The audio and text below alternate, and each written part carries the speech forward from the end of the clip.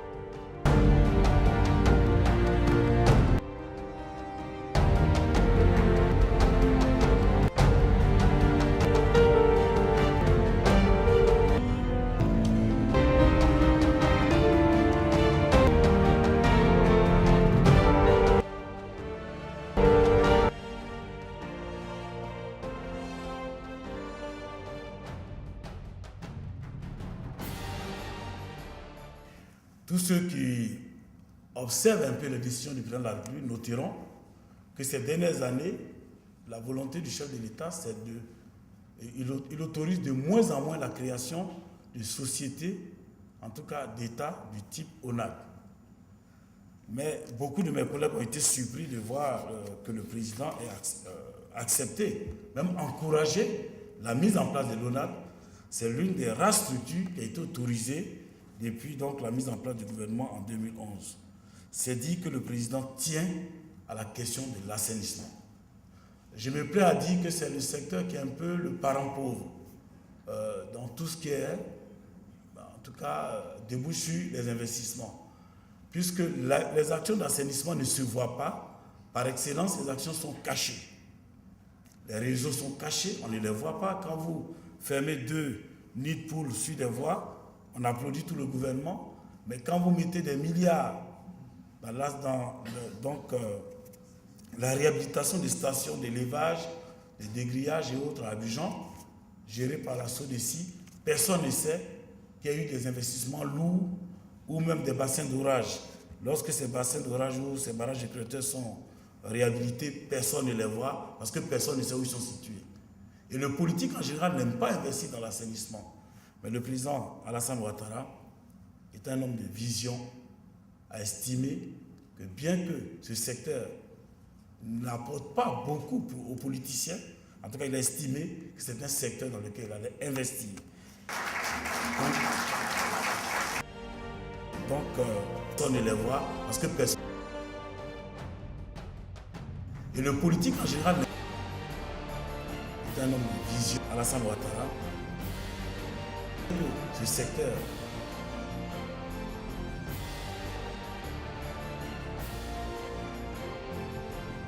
avait investi, mais c'est un secteur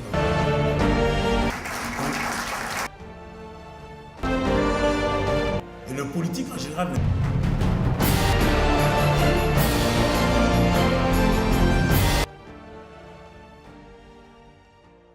Avant, il faut expliquer qu'il y avait une véritable odeur.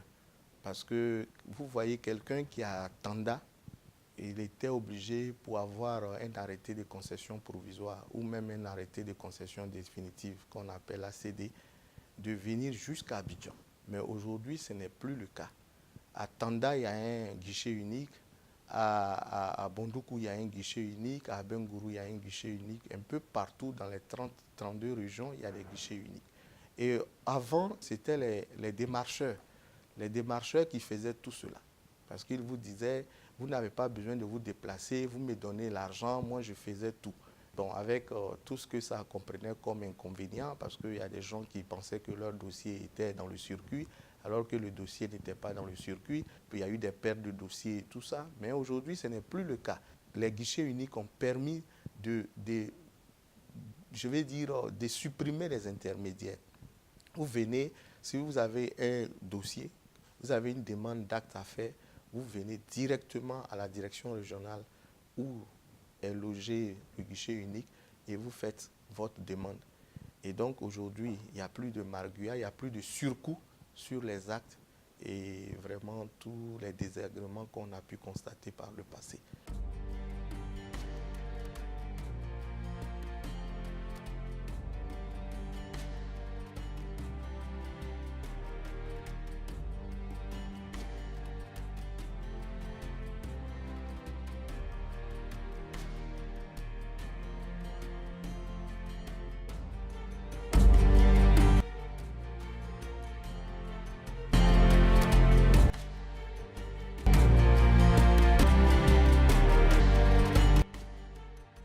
Le ministre Sanogo, en faisant cette réforme, s'est dit, en faisant la réforme de l'ACD et en encourageant aussi la déconcentration des guichets uniques, il s'est dit, mais pourquoi ne pas toujours faire confiance aux préfets? Et donc, c'est les préfets qui représentent le ministre de la Construction à l'intérieur du pays et c'est eux qui sont habilités à signer les arrêtés de concession définitive. Donc ça facilite et la lourdeur administrative qui avait été constatée s'est estompée et a disparu complètement. Et donc du coup ça facilite la tâche à tout le monde, ça facilite la tâche à l'usager, ça facilite la tâche à l'administration et évidemment au ministère de la Construction. Avec ces guichets déconcentrés qui sont plus proches de nos populations aujourd'hui, nous avons traité environ 4000 ACD. 4000 ACD qui ont été signés par les préfets.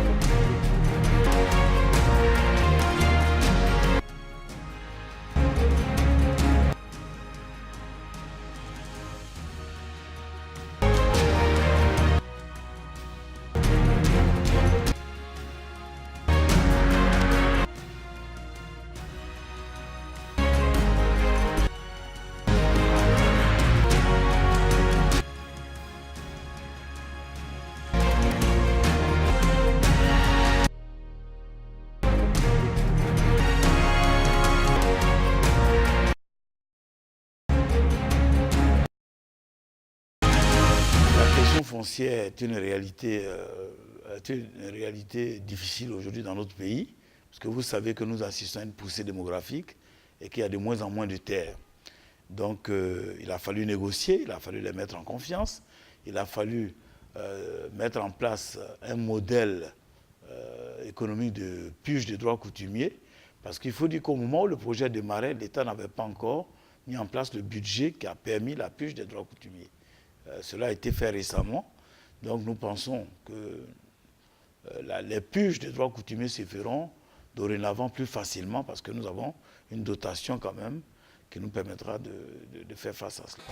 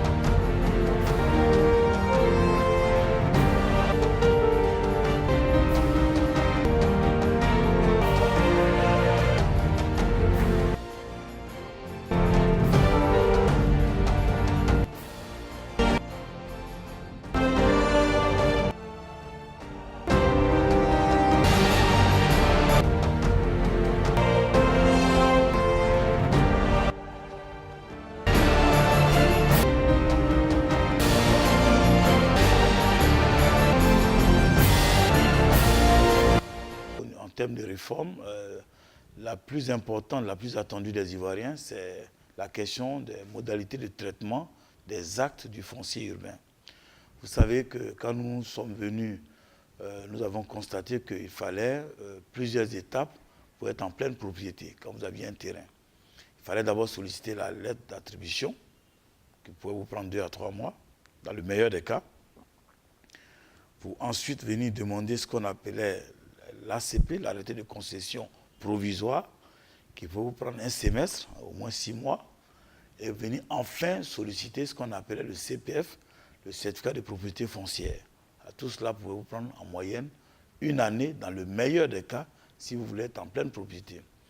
Alors pour un pays dont l'économie se veut donc compétitive, face un peu à tous les autres pays qui nous entourent, et puis vous savez, nous sommes suivis dans le cadre de Doing Business et du Millennium Challenge, donc nous devions d'être un pays compétitif, parce que l'investisseur voudra s'assurer qu'au niveau du foncier, vraiment, il n'y a pas de difficulté et qu'on peut être en pleine propriété dans les meilleurs délais. Et nous avons essayé donc de simplifier les procédures pour partir de 3 actes à un seul acte. Et le seul acte que nous avons donc implémenté, c'est l'ACD, l'arrêté de concession définitive. Cet acte, nous avons aussi procédé à un transfert de compétences pour que le préfet à l'intérieur du pays puisse signer l'ACD. Et puis à Abidjan, que le ministre puisse donc signer les actes du district d'Abidjan.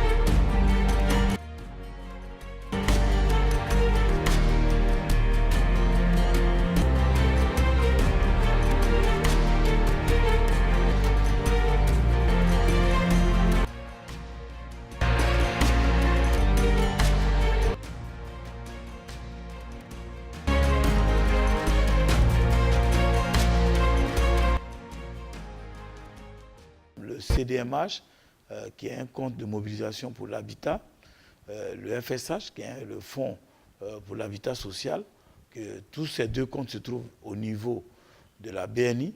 Nous avons fait en sorte que les mécanismes de fonctionnement de ces fonds qui viennent accompagner le secteur du logement soient des mécanismes simplifiés qui permettent au plus grand nombre des Ivoiriens de profiter de la bonification pour avoir accès à un financement immobilier à moindre coût.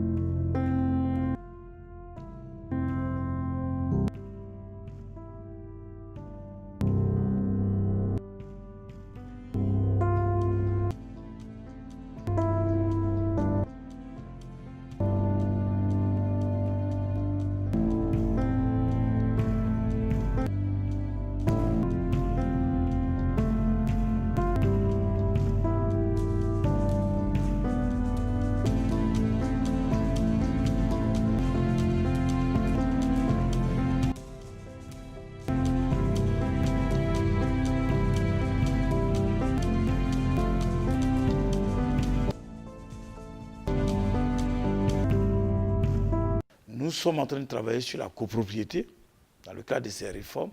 Vous savez que des quartiers comme les 220 logements, comme Cocody Centre, où vous avez des immeubles, vous avez les tours de la Riviera, ont fait rêver les générations qui déjà étaient un peu adultes déjà depuis les années fin 70 jusqu'aux années fin années 80. Ce sont des quartiers qui faisaient rêver, qui n'avaient rien à envier à ce que nous voyons en Europe. Aujourd'hui, du fait que la copropriété ne fonctionne pas, ces quartiers sont totalement délabrés. Et partout où il y a les logements collectifs, nous avons noté un désordre au niveau du cadre de vie. Et donc aujourd'hui, parmi les réformes, nous nous battons pour que la copropriété soit appliquée, les règles de copropriété soient appliquées. Donc des décrets ont été pris par le président de la République. Nous allons nous battre pour leur application.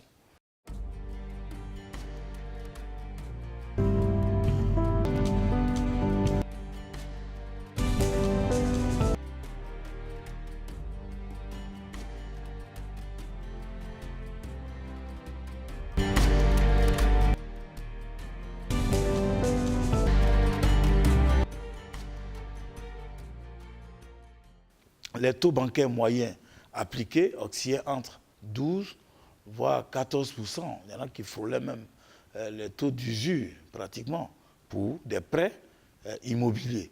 Nulle part dans le monde vous verrez ces taux-là dans le secteur bancaire. Le gouvernement a en tout cas proposé que le taux bancaire soit plafonné à 5,5%. Et toutes les réflexions ont été menées dans les commissions interministérielles. Et très bientôt, le Conseil des ministres va adopter le taux de 5,5% qui va être diffusé pour permettre aux Ivoiriens d'accéder aux prêts bancaires à 5,5%.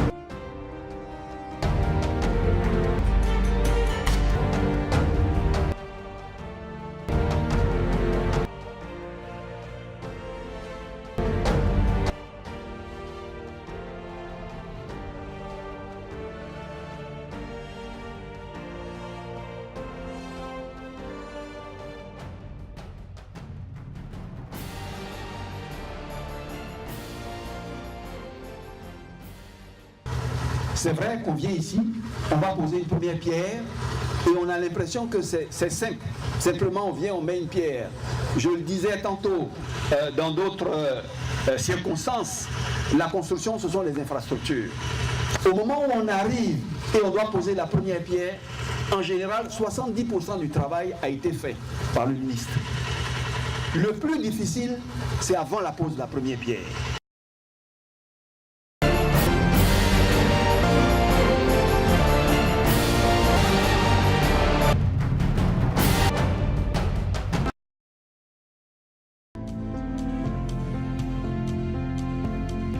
Côte d'Ivoire au travail. Idée, initiative, réalisation, Cissé Images. Conception, production, post-production, image production internationale. Partenaire technique, HCC. Diffuseur national, RT. Côte d'Ivoire au travail avec OPES Holding, mieux vaut un petit chez soi qu'un grand chez les autres.